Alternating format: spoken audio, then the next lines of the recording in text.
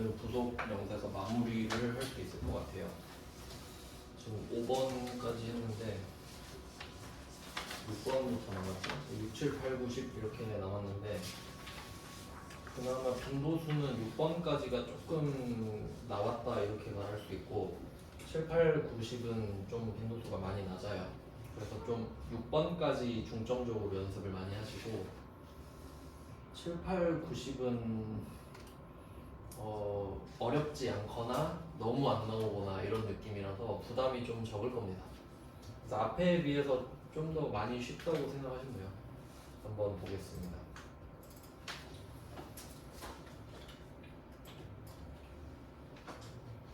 네, 6번은 수출 실적 명세서입니다. 그럼 이것도 목적이 있을 거 아니에요? 목적이 어제 뭐 한번 쭉 정리를 해드렸었죠. 오늘 다 할 거니까 한 번 더 쭉 적어서 보여드리겠습니다.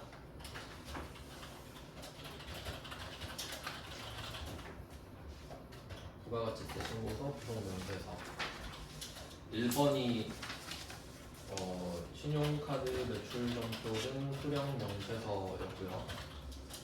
얘는 메이트의 공제가 목적이죠. 메이트의 공제를 받고 싶다. 5번까지는 어제 뭐 했습니다. 2번은 대손세 공제신고서고요. 그래도 마찬가지로 그 대손이라는 상황이 있을 때 그 대손금에 대해서 대손세, 그러니까 메이트액이죠 결국. 여기서는 매출세액을 빼달라고 하는 거네. 정확히는 이게 어제 잘못 말씀드렸네. 대손세액 공제신고서는 매출세액을 빼달라고 하는 건데 근데 사실 효과가 매입세액 공제랑 같습니다. 그렇죠. 매출세액을 빼나 매입세액을 늘리나 똑같잖아요. 그러니까 정확한 효과는 매출세액의 감소입니다. 매출세액을 차감해달라는 내용인데 어차피 방향은 같으니까 무슨 말인지 아시죠? 세 번째는 의제 매입세액 공제신고서. 이거는 특수한 상황이 있어야 돼요. 그 원재료가 면세여야 되는 전제가 필요한데 그럴 때는 매입세액이 없는데도 만들어주는 거죠. 이름에 있는 것처럼 매입세액 공제가 목적이고요. 얘는 만들어줘 버리죠. 없는데도. 간주 의제랑 간주 같은 말이니까. 그 다음에 4번이 4번이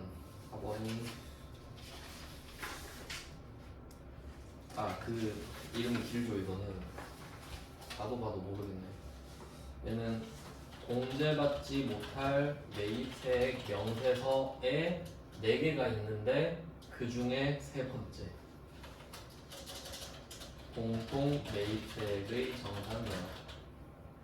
그러니까 이름을 정확히 알 필요는 없는데 뭐다라는 건 아셔야죠. 그러니까 그 뭐 약국 뭐 이 정도라도 떠올라야 됩니다.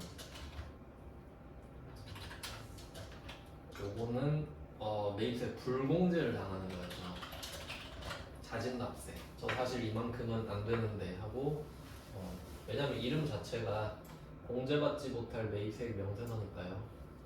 안 된다고 내는 거죠.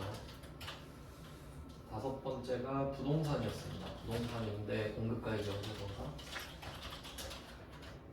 요거는 그 간주임대료였죠. 간주임대료. 매출세액을 자진납세하는 거였습니다. 간주임대료로. 네, 월세는 뭐 원래 하는 거고요. 간주임대료가 포인트였습니다. 어제까지 한 거 이게. 그다음에 6번이 수출실적명세서죠. 요거는 그 뒤쪽에 부가가치세 신고서 할 때도 이어지는 내용인데 수출을 할 때는 부가가치세가 없잖아요. 0이니까. 그래서 가산세를 매기기가 애매해지거든요. 그러니까 보통 세액에다 가산세를 매기는데 그러면 뭐 세액에다 그냥 예를 들어서 내가 1,000만 원짜리 물건을 수출을 했어요. 그럼 국내에다가는 1,100만 원을 받아서 100만 원을 내잖아요. 근데 가산세 체계가 세액에다가 또 매기는 거란 말이에요. 부가가치세에다 가산세를 또 매기는 거니까. 그럼 그렇게 보면은 수출하는 거는 가산세를 매겨봤자 빵원인 거야. 본세가. 그러니까 빵원에 몇 퍼센트 해봤자 빵원이잖아요.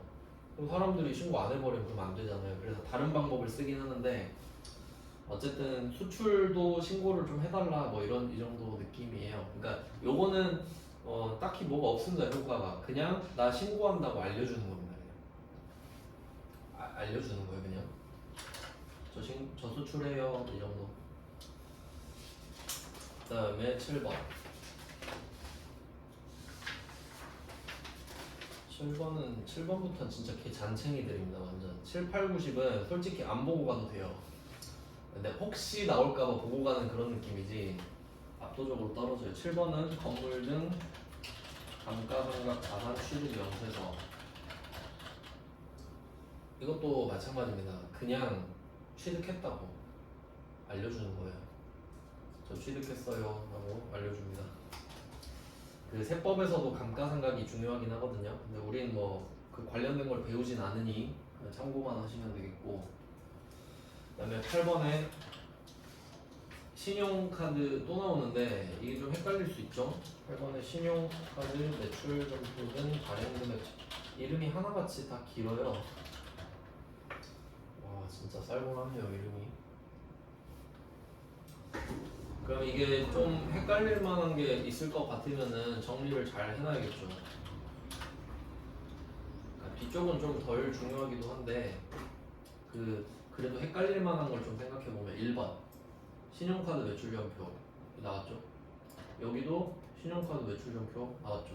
그럼 이걸 키워드로 따버리면 헷갈릴 게 뻔하잖아요. 그러면 뭐가 키워드가 되냐면 수령 받았다. 카드 점표를 받았어요. 그럼 물건 산 거죠. 그럼 세액공제 받아야지. 수령했으니까 매입세액공제 받아야죠. 근데 뒤에는 발행이거든요. 발행은 준 거죠. 내가 물건 판 거죠. 그럼 세액공제는 아니겠지. 뭐 그렇게 되겠죠. 그리고 또 상식적으로 생각해 보시면은 신용카드 매출점표를 발행하면 그 메인 매출점표 쓰잖아요. 매출카과 뭐 매출현과. 그러니까 부가세는 원래 내요. 원래 내는 거죠. 그러니까 이걸 안 낸다고 부가세를 안 내는 건 아니에요. 근데 이거는 왜 하는 거냐면 그 우리가 카드로 물건을 팔면 그 외상으로 파는 것보다 손해가 있습니다. 왜냐면 카드 수수료를 부담해야 돼요. 뭐 친구 거도 보니까 그 보통 그 사업자끼리 거래할 때 외상으로 그냥 해버리니까 수수료가 없는데 어떤 그 카드로 결제를 한 거 보니까 1.3%가 빠져 있어요 금액이.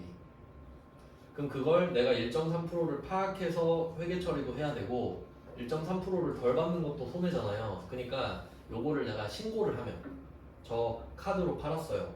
그럼 이거 발행 금액은 110%입니다.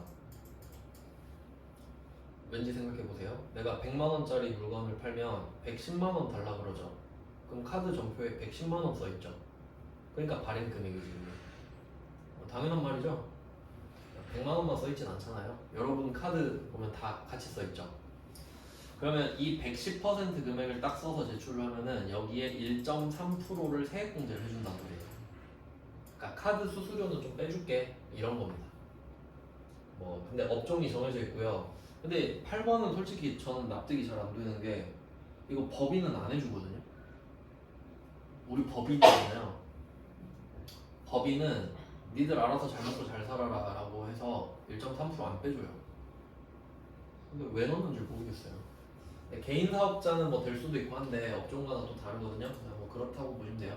그러니까 1번이랑 8번을 헷갈리지만 않으면 되는 거죠. 8번은 빈도수가 좀 나중에 돼요.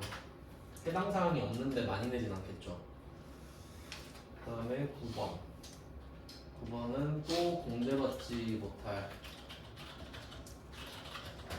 명세서가 나왔고 재계산이라고 되어 있습니다.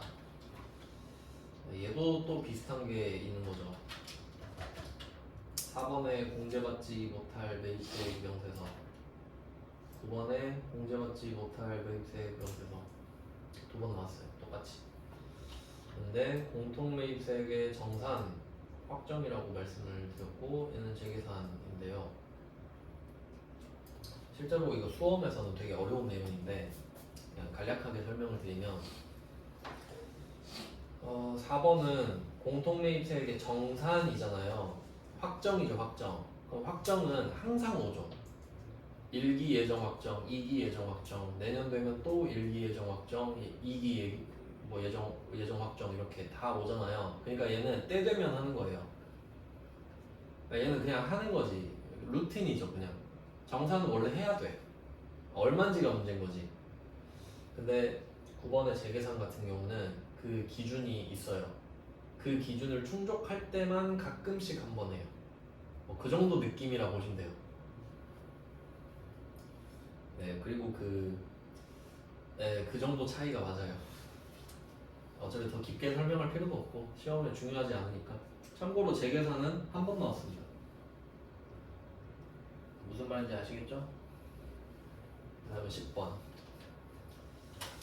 10번 재활용 세액 공제신고서 한 번 나왔습니다.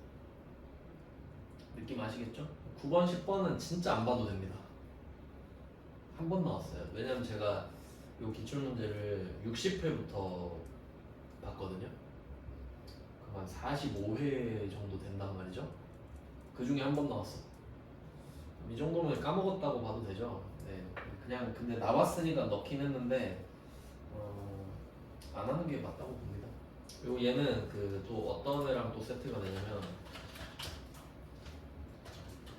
의제매입세 공제신고서랑 비슷해요. 그러니까 의제매입세 공제신고서 짝퉁이에요. 그러니까 그게 뭐 매입 원재료, 그러니까 원재료가 면세였잖아요. 의제매입은. 근데 얘는 그냥 재활용 폐자원인 거예요. 그게. 그 정도 차이가 있어요. 그래서 어떻게 보면 비슷한 애들이 조금씩 있긴 한 거죠. 근데 제가 봤을 때는 7번부터는 뭐 굳이 이렇게 좀 선을 나눠서 공부를 하시면 좋겠다. 그러니까 1번부터 6번까지는 좀 지금 제대로 한번 해놓고 시험 보기 전에도 한번 하실 거 아니에요.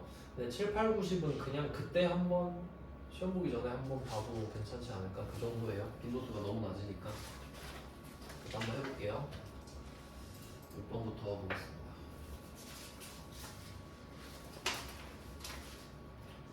6번은 10페이지, 11페이지죠. 요것도 그 문제가 꽤 있는데 세 문제만 넣었나? 네, 세 문제만 넣었죠. 설명을 좀 해드릴게요. 그 제일 많이 나오는 유형은 3번 유형입니다. 11페이지에서. 그러니까 주로 3번처럼 나와요. 근데 그렇게 하다가 1번, 2번처럼도 낸 거거든요. 근데 배점을 한번 보시면 제일 중요한 게 배점이니까 3번 문제는 배점이 3점. 그냥 무난한 문제. 이게 가장 많이 나왔고요. 그 다음에 난이도로 치면 그 다음이 2번이에요. 2번 문제가 3번보다 조금 어렵게 된 겁니다. 그 다음에 1번 문제 보시면은 5점이죠. 그러니까 틀리라고 낸 겁니다. 이건. 그러니까 이런 거는 풀지 말라고 말씀드린 거예요. 처음 낸 거라서. 근데 이제는 풀 수 있겠죠. 한번 해보겠습니다. 그러면 일단 그 쉬운 거부터 할게요. 3번부터. 3번 문제는 수출 실적 명세서 이야기를 하고 있고요. 그리고 또 비교를 해보시면은 1번 문제는 메인 매출 전표에 입력하라고 돼 있어요. 근데 원래 수출할 때 메인 매출 전표에 쓰잖아요. 그러니까 원래는 그렇다는 걸 아시면 되는데 2번은 메인 매출 전표를 생략하라고 되어 있고 3번은 말을 안 했어요. 이제 대충 아시죠? 말을 안 해도 안 하는 거라는 걸. 3번부터 난이도 올려보겠습니다. 3번은 수출 실적 명세서. 바로 구성 명세서 1번에서 들어갈게요. 기간은 매번 하겠죠, 매번. 1기 예정 확정, 2기 예정 확정 다 나올 수 있죠. 상관없고요. 지금은 1기 확정이라서 4월, 6월이라고 쓰겠습니다. 4월, 6월. 뭐 이런 칸이 있는데 한번 해볼게요. 그럼 지금 수출한 게 3건 있죠, 3건. 처음에 제가 일본 거부터 써보겠습니다. 수출 신고번호 칸이 있는데 번호가 길잖아요. 근데 하이픈 있죠, 중간에. 하이픈은 안 써도 돼요. 안 쓰는 거예요. 똑같이 쓸게요, X까지. X는 그냥 가려놓은 거예요. 알아서 하이픈이 붙죠. 그냥 쓰면 돼. 하이픈 없이. 이런 것도 뭐 나름 중요할 수 있죠. 시간 낭비 될 수 있으니까 하이픈 안 쓰고. 그 다음에 선적일은 지금 연도로 그냥 하겠습니다. 2023년 4월 6일 있으니까 쓰면 되고, 그러니까 표시만 해두시면 돼요. 써야 되는 거. 수출신고번호 써야 되고, 선적일 써야 되고, 그 다음에 통화코드, 통화코드도 써야 되네요. 그럼 지금 JPY인데 이게 재팬 N입니다. 그 F2번 누르셔도 되고요. 다 나와요. 모든 나라 화폐. 근데 JPY라고 줬잖아요. 그럼 그냥 JPY 써도 돼요. 쓰고 엔터 쳐도 돼요. 이게 더 빠를 것 같아요. 자, 이렇게 하고 얘도 그럼 통화도 표시해 두시고, 통화는 유통되는 화폐를 말해요. 그럼 환율은 이게 문제입니다. 이게 수험 포인트인 거예요. 환율이. 왜냐면 환율이 두 개 있잖아요. 그럼 이것만 걸으면 되겠죠. 자, 그러면 제가 답을 그냥 알려드릴게요. 답. 환율 답. 수출 실적 명세서. 원래 그 원리가 있는데 답만 알아도 되니까 미니멈 쓰고 선적일 한가일 이렇게 할게요. 이때 환율을 쓰시면 됩니다. 이게 답이에요. 이거 써놓고 제가 설명을 드리겠습니다.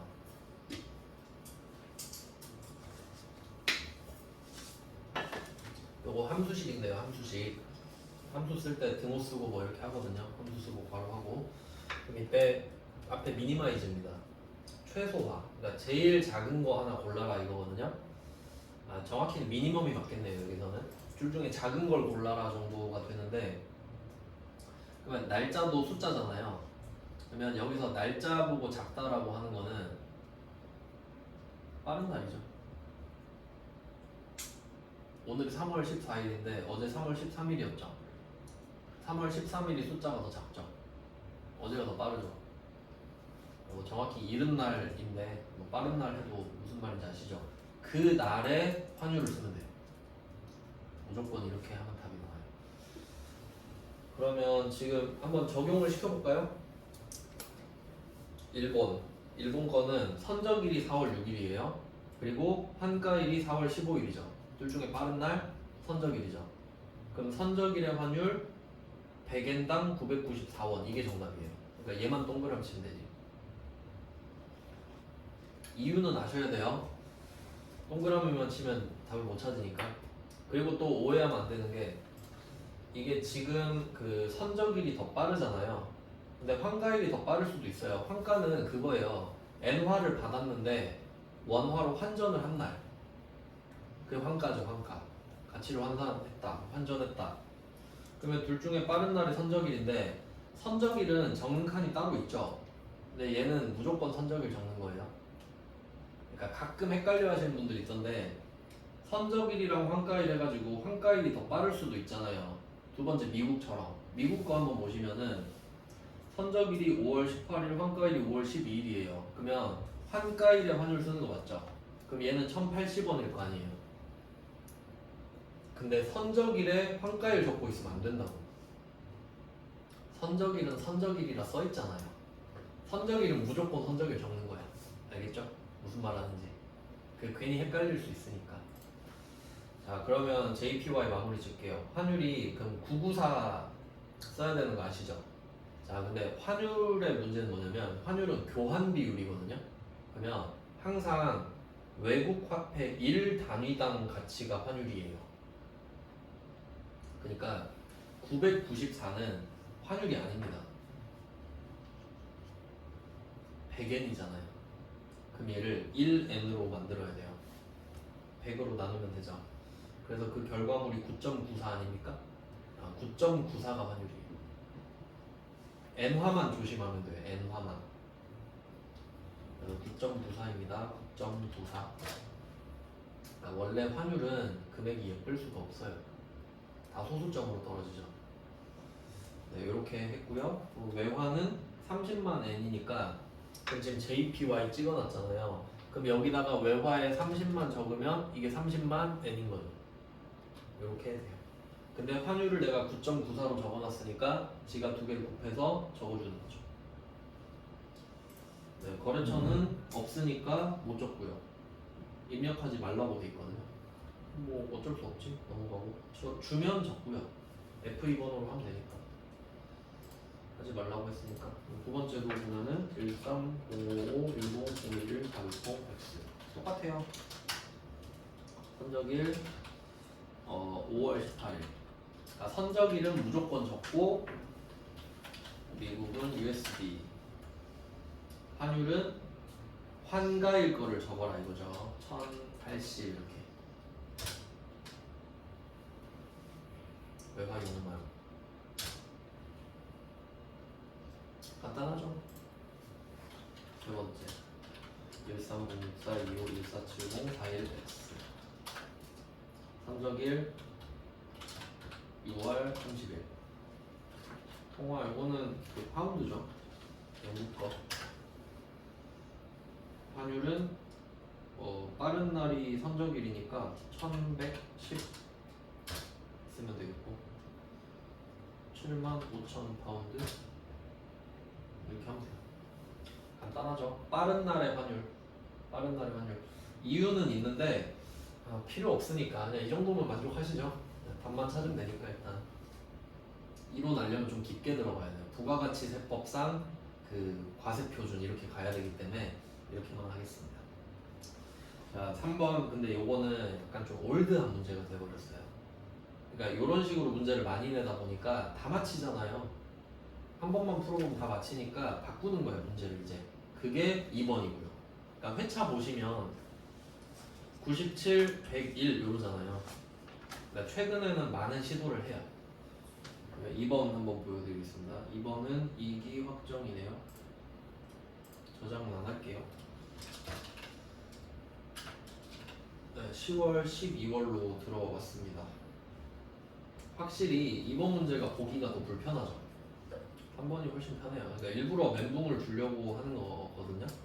그럼 한번 읽어볼까요? 첫 번째 거 점 박스 안에 2번 미국 스탠포드사에 제품 2만 달러 직수출을 했고요.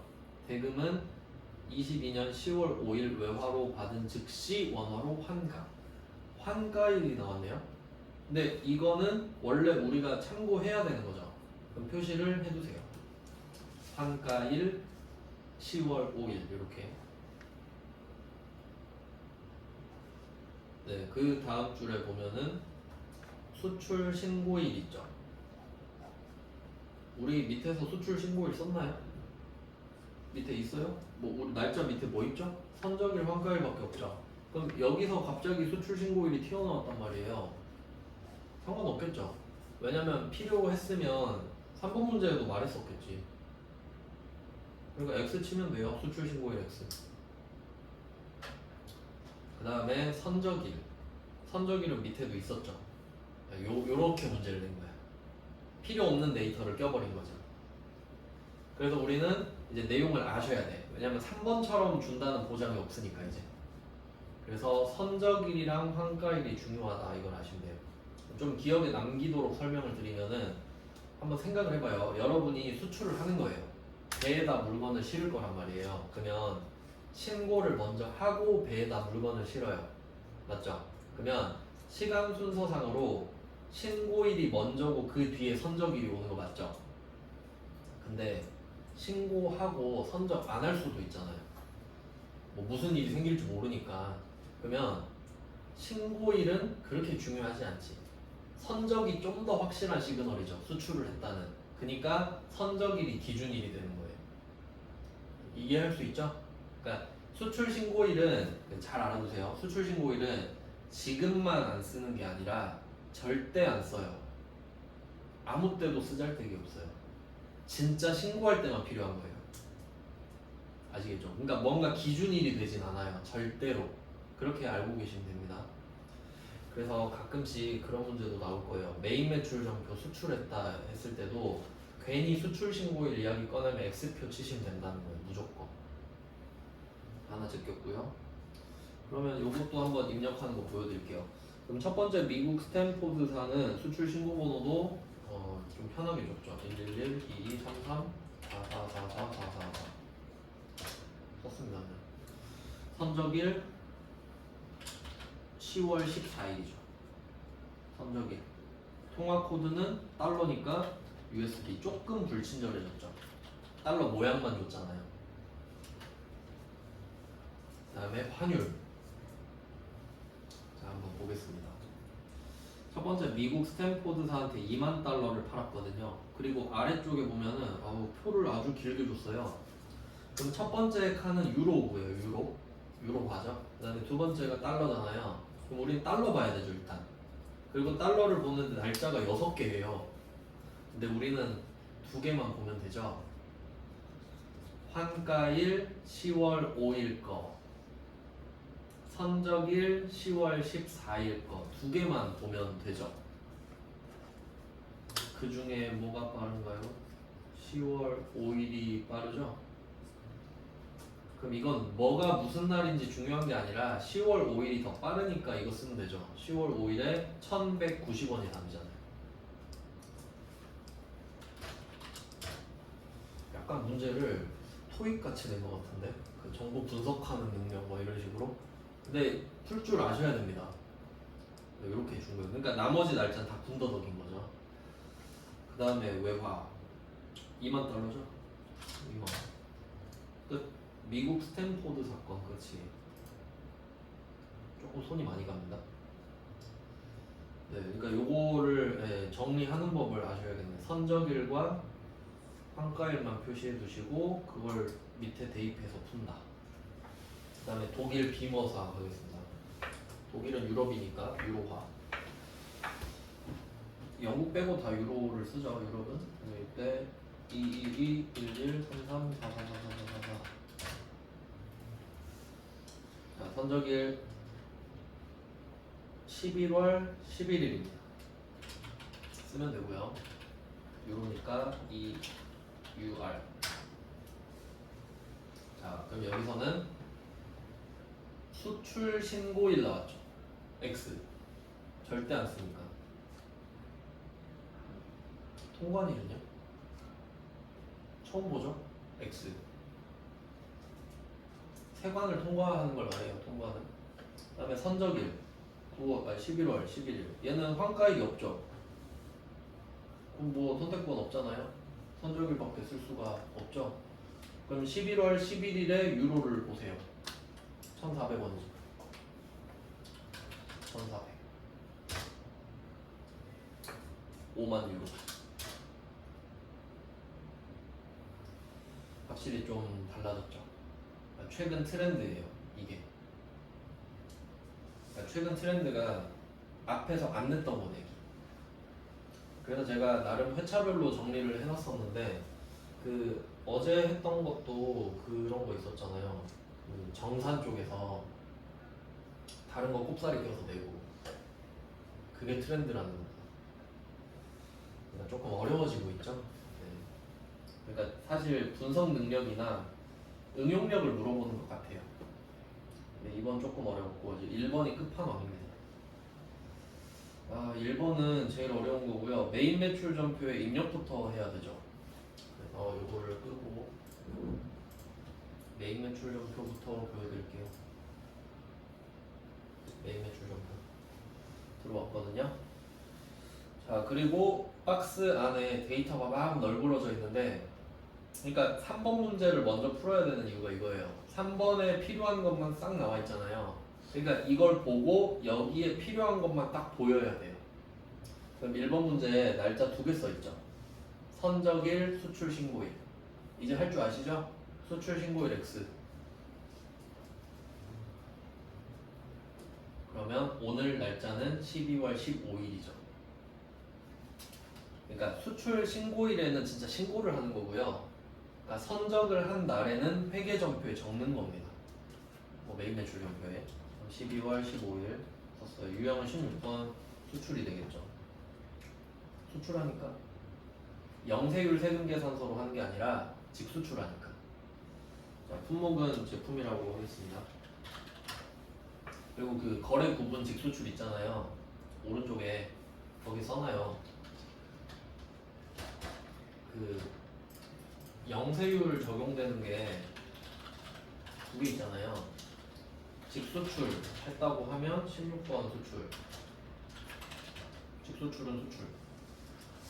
영세율, 세금계산서 발급하고 뭐 같이 나오는 게 뭐 내국 신용장, 로컬 LC. 영어는 뭐 모르셔도 상관없는데 영어로 말할 때도 있어요 가끔. 로컬 LC랑 금융 확인서 이렇게 하면 12번 영세 이렇게 되니까.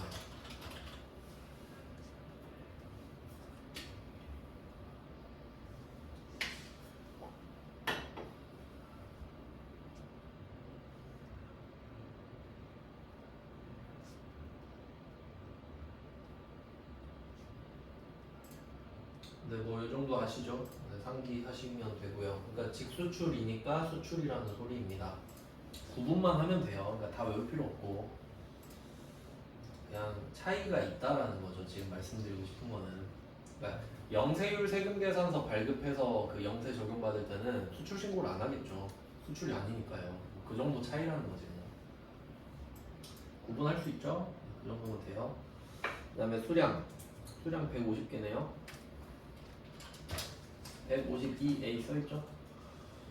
그 다음에 단가, 이제 이게 문제겠다. 단가가 한 대 300달러인데 그럼 여기 300 적으면 어떻게 되죠? 300원 되죠. 근데 300달러는 얼마지? 그럼 밑에 기준환율 보세요. 우리 수출 신고일 환율 안 쓰죠? 얘도 12월 12일 X표 치고 오늘 선적을 하고 오늘 전표를 쓰는데 오늘 환율이 12월 15일의 환율이죠. 1210원. 그러면 1210원 곱하기 300을 해야죠. 요거 그 수출할 때 항상 나오니까 좀 정리를 해볼게요. 그러니까 우리가 그 주식이나 유가증권이나 재고자산 같은 것들 있죠. 얘네들의 공통점. 수량, 단가. 이걸 이해하셔야 됩니다. 그 우리가 뭐 주식을 사거나 재고자산 같은 거 사고 팔 때 딱 한 개만 사고 그러진 않잖아요, 잘. 그래서 그 몽탱이로 사잖아요. 그러니까 여기도 150개고 그게. 그러면 수량은 쉬워요. 왜냐면 수량은 나라가 바뀌어도 똑같으니까요. 나도 150, 너도 150. 미국에서도 150. 맞죠? 그러니까 수량은 절대 헷갈리면 안 돼. 수량 150개 했죠? 단가가 문제입니다. 그러니까 만약에 300원이었으면 300 하면 끝나죠. 그러니까 국내면 편하잖아요. 근데 문제는 이게 달러잖아요, 달러. 그러니까 달러는 지금 한 개당 300달러예요.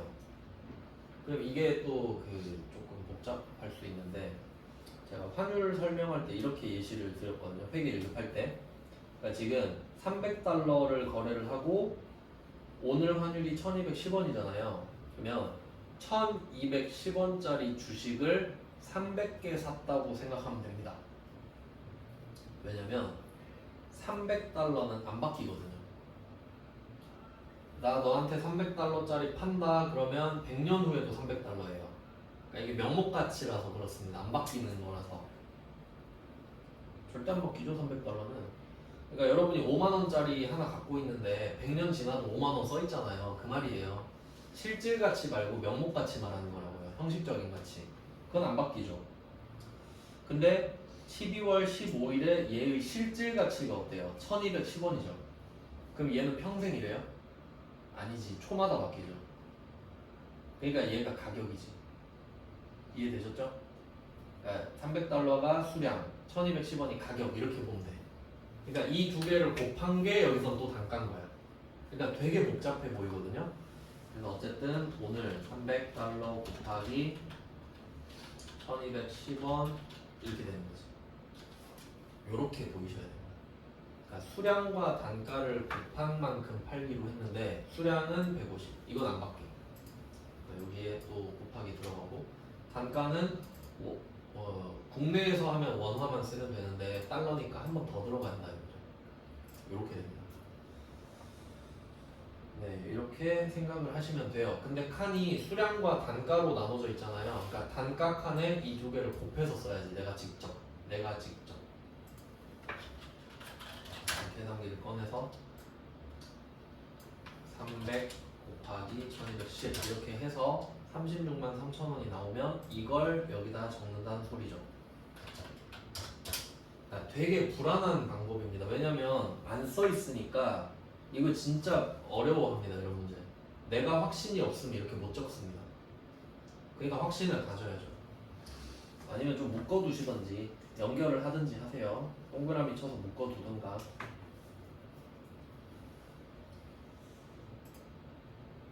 그러니까 보통 회계 1급은 여기 그대로 있는 거를 옮겨 적거나 뭐 그런 식이죠. 그러니까 안 불안하지. 보이는 그대로 쓰면 되니까. 근데 얘는 찾아내야 되죠. 그런 걸 어려워한단 말이에요. 모든 사람이. 자, 뭐 이렇게 됐고요. 거래처는 검색이 될 겁니다. 여기 나와 있으니까.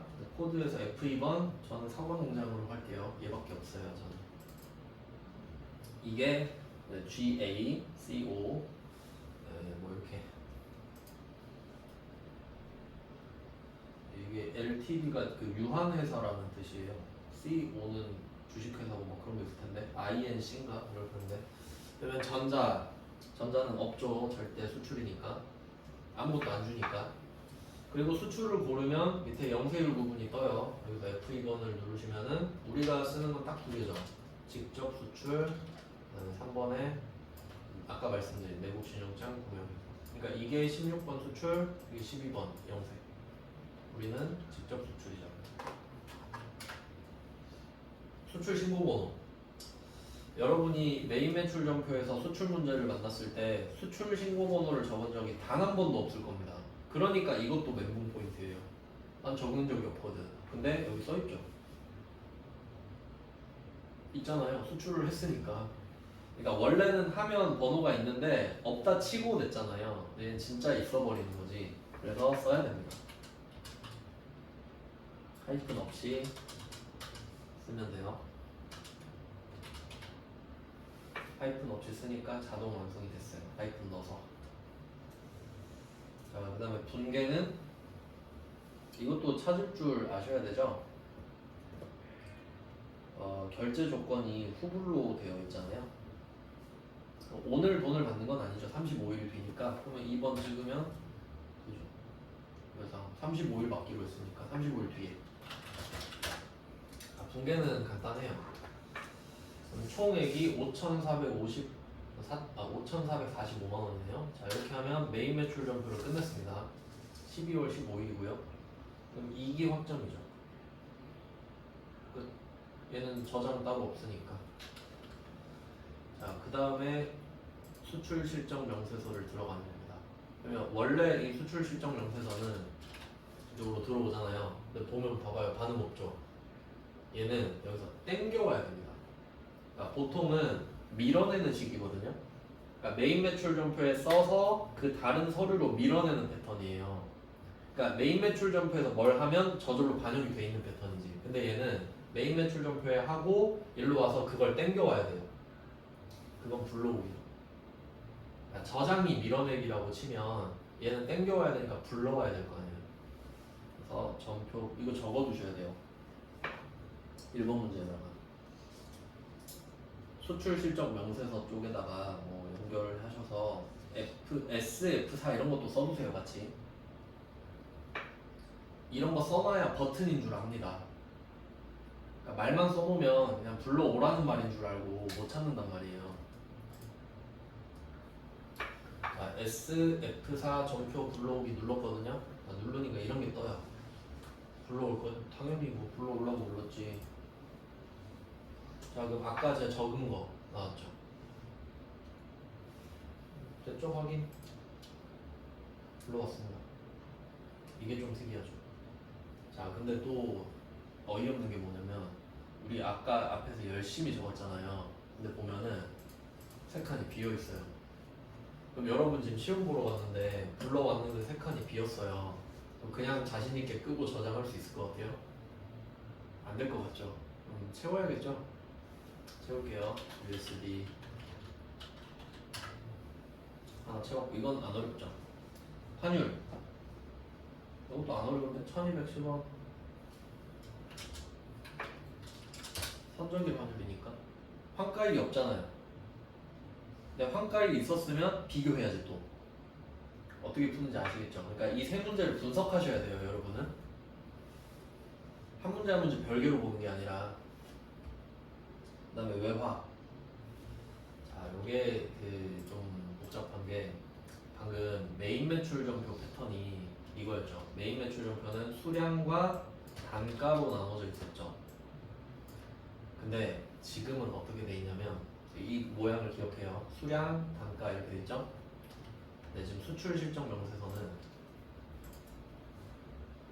외화 원화예요. 외화 원화. 이게 뭔 말이지? 외화 원화. 외화. 우리 300달러 받아요? 아니지. 300달러를 150분 받아야지. 그게 외화. 너 얼마 받아 외화로? 300달러 이러면 안 돼요. 그리고 써 있어요. 안에 보시면 결제 금액 45,000달러 써 있죠. 그게 300 곱하기 150일 거 아니야. 그러니까 지금 되게 문제를 입체적으로 내고 있죠. 막 이랬다가 저랬다가. 근데 결과는 같죠. 그러니까 세 개를 곱해야 답이 나오는데 1번 곱하기 2번 3번이냐 1번 2번 곱하기 3번이냐 이거잖아요. 근데 이걸 알아야 풀 거 아니에요. 또 이게 뭘 쓰라는 거야 이러고 있겠지 또. 그러니까 여기 45,000인 거 아시겠죠? 그럼 지가 알아서 보여주지. 외화 곱하기 환율이 원화니까. 그러니까 이 정도면 이제 느낌이 오시죠. 틀리라고 낸 거야. 근데 여러분이 이 문제를 풀어봤는데 또 냈다고 불평을 하면 안 돼요. 여러분은 훨씬 낫지. 이 문제를 이때 시험 본 사람은 처음 봤어요. 사실 5점 보고 제꼈어야 돼 그냥. 4점도 아니고 5점이면은 풀지 말란 소리입니다. 그래도 나왔으니까. 네, 그래서 제가 말씀드렸죠. 3번이 제일 많이 나왔어요. 그러니까 맨날 3번처럼 나왔어요. 근데 최근에 2번, 1번 이렇게 한 번씩 낸 거예요. 그러니까 3번은 당연히 할 줄 아셔야 되고 2번, 1번도 한 번씩 더 풀어보시고 시험 전에. 쉬운 거 못 맞히면 억울하잖아요. 그리고 끌 때 저장하시면 되고. 저는 안 하겠습니다. 네, 이렇게 하면 6번 수출 실적 명세서 얘도 시간이 좀 걸렸네. 나머진 진짜 쉬워요. 네, 여기까지 하고 좀 쉬다가 마무리 하겠습니다.